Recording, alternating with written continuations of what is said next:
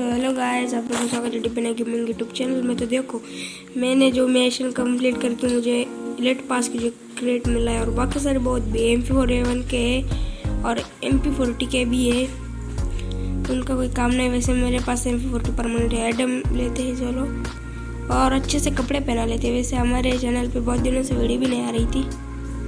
अच्छे से कपड़े पहना लेते एडम को। चलो ये वाला और ये वाली पैंट और चप्पल अभी इसमें चलती है। और ये दाढ़ी पहना लेते। नहीं ये नहीं, ये भी नहीं। चलो ये ये अच्छा है एडम को। अभी मैजिक क्यूब भाई,